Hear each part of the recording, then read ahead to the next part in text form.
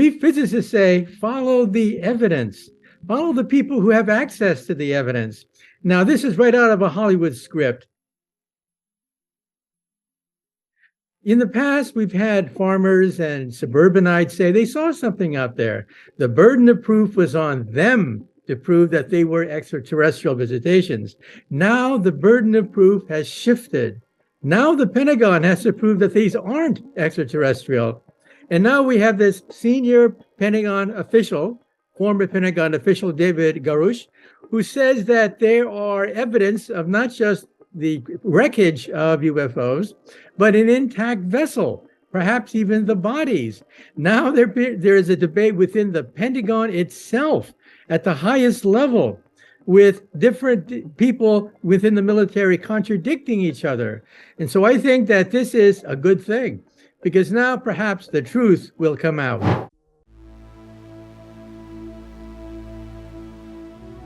En mai 1957, un pilote de chasse américain stationné dans la paisible campagne anglaise reçut soudainement l'ordre de s'envoler et d'abattre un objet volant non identifié. Le pilote, Milton Torres, a poursuivi la cible, qui semblait parfois immobile avant de zoomer à des milliers de miles par heure. Il a verrouillé l'objet et s'est préparé à tirer, mais il a disparu des écrans radars. L'étrange rencontre était l'une des rares qui ont eu lieu pendant la guerre froide. De telles bousculades sont restées rares jusqu'à récemment. Depuis le début de cette année, les États-Unis ont mobilisé des avions de combat pour abattre non pas un, ni deux, mais de nombreux objets volants non identifiés au-dessus de l'Amérique du Nord. D'innombrables autres observations ont été signalées dans le monde entier. Le Mexique, le Moyen-Orient, la Russie, l'Australie, tous ces endroits ont eu de nombreux rapports d'observation d'OVNI. Beaucoup les décrivent comme des structures en forme d'orbe ou des structures en forme de cigare. Dire que c'est troublant, c'est un euphémisme. Un touriste a pris par inadvertance un OVNI présumé en prenant un selfie sur des dunes de sable dans le désert. Ramiro Navarro a déclaré qu'il n'avait pas remarqué l'objet mystérieux en arrière-plan de sa photo pendant plusieurs semaines. Il a pris la photo en visitant les dunes de Bilbao à Coahuila, au Mexique. Navarro a déclaré, il y a quelques semaines, « Je suis allé aux dunes de Bilbao. Qu'en pensez-vous ? Ils m'ont vu et ne m'ont pas emmené. » Un avion extraterrestre présumé est vu à l'horizon en arrière-plan. Cela survient après qu'un chasseur extraterrestre a pris de nouvelles images montrant un OVNI planant au-dessus de la campagne du Devon. Les clichés effrayants révèlent une soucoupe volante extraterrestre, selon John Mooner qui a photographié l'étrange présence, en juin. Monsieur Mooner a déclaré qu'il scannait le ciel à la recherche d'extraterrestres lorsqu'il a vu le mystérieux visiteur au-dessus de l'estuaire de la Teigne. Un éclat de lumière a instantanément attiré mon attention alors que quelque chose d'aspect métallique est sorti d'un nuage, a-t-il expliqué. J'étais complètement abasourdi par ce que je voyais. C'était incontestablement une soucoupe volante avec 2 fenêtres rectangulaires noires sur la partie du dôme de l'engin et 4 ouvertures noires le long de la partie inférieure de sa structure. Je pouvais également voir un certain type de champ de force émanant autour de lui, a-t-il ajouté. Tous ces rapports d'observation n'ont explosé que depuis l'incident du lanceur d'alerte le mois dernier. Les responsables du renseignement disent que les États-Unis ont récupéré des engins d'origine non humaine, lire le titre, et tout s'est déchaîné. And now we have this senior Pentagon official, former Pentagon official David Garouche, who says that there are evidence of not just the wreckage of UFOs, but an intact vessel, perhaps even the bodies. Un ancien responsable du renseignement nommé David Garouche a déclaré que le gouvernement américain avait passé des décennies à récupérer secrètement des véhicules intacts et des fragments partiels qui n'avaient pas été fabriqués par des humains. Garouche a déclaré que l'armée avait même découvert les pilotes morts de ces engins. Et, au milieu de tout cela, l'enquête du Pentagone sur les OVNI n'a été rien de moins qu'une série dramatique de science-fiction. Il y a des émotions, des accusations, des allégations de dissimulation secrète, des témoignages de témoins longtemps silencieux et bien plus encore. Je suis presque sûr qu'une plateforme OTT de streaming de premier plan serait en train de produire un documentaire sur la même chose à partir de ce moment. Les enquêtes du Pentagone sur les OVNI commencent à ressembler plus à des X-Files qu'on ne l'imaginait. Les témoignages de plusieurs anciens responsables impliqués dans les enquêtes révèlent à quel point l'intérêt porté aux phénomènes aériens non identifiés peut être inhabituel. Bien que les détails sur l'intérêt douteux de l'armée pour les phénomènes soi-disant extraterrestres se soient évanouis au fil des ans, certaines de ces nouvelles affirmations se sont avérées trop farfelues pour être ignorées. Dans le dernier épisode de ces fichiers X réels auxquels nous assistons, les États-Unis ont été invités à divulguer les preuves d'OVNI après les révélations du lanceur d'alerte. Grush avait déclaré que lorsqu'il avait remis des informations classifiées sur les véhicules au Congrès, il avait subi des représailles de la part de responsables gouvernementaux. Il a quitté le gouvernement en avril après une carrière de 14 ans dans le renseignement américain. Grush n'est pas fou. C'est un vétéran décoré.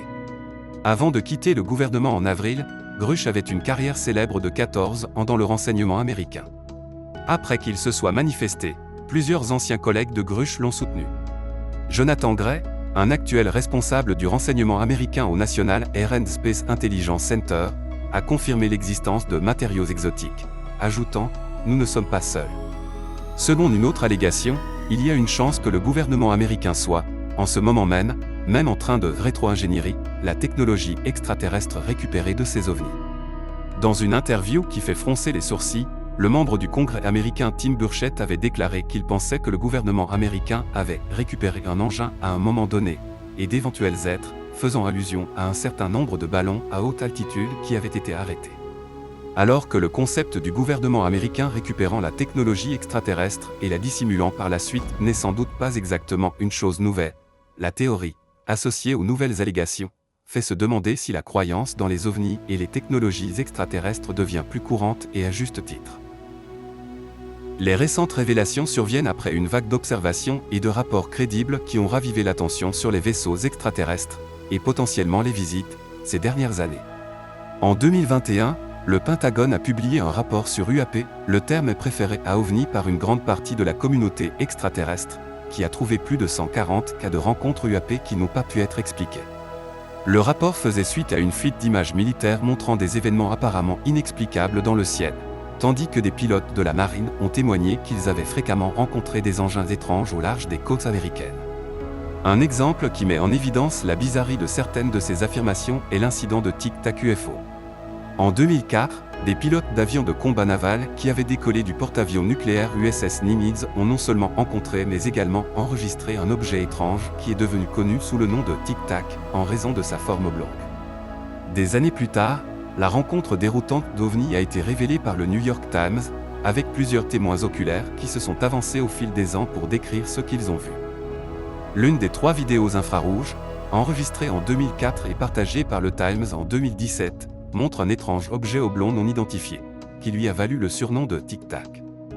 L'un des pilotes a fait la déclaration suivante: « Ce qui m'a le plus marqué, c'est à quel point c'était erratique. Il se comportait simplement d'une manière qui n'est pas physiquement normale. C'est ce qui a attiré mon attention. Parce que les avions, qu'ils soient pilotés ou non, doivent toujours obéir aux lois de la physique. Et le tic-tac ne ressemblait à aucun avion conventionnel. Certains disent qu'il est évident que nous ne sommes pas seuls, tandis que d'autres méprisent l'idée même comme s'il s'agissait d'une idée ridicule, et d'autres encore rapporteront de manière obsédante leurs propres expériences de sondages extraterrestres après leurs promenades nocturnes occasionnelles, ou leurs chiens tôt le matin. Des promenades. Mais avec tout, des rapports de plus en plus bizarres de sources de plus en plus crédibles, à la probabilité mathématique de base suggérant la probabilité d'une vie extraterrestre, de nos jours, le scepticisme est plus difficile à gagner qu'à ne pas le faire. Bien qu'il y ait plus d'observations d'OVNI officiellement enregistrées, elles sont accompagnées d'une démystification approfondie.